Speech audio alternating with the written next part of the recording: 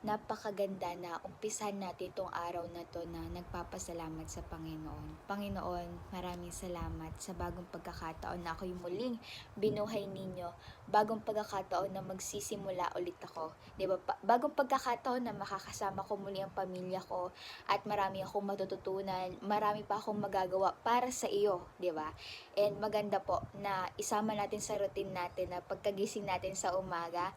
Amen. Binabati natin si Lord na, Lord, good morning, and babasa po tayo ng salita ng Panginoon na siya po yung una nating maririnig bago yung ibang bagay katulad ng social media o 'di ba? Maganda na naka-prepared ka na bago ka lumabas dito sa mundong ito.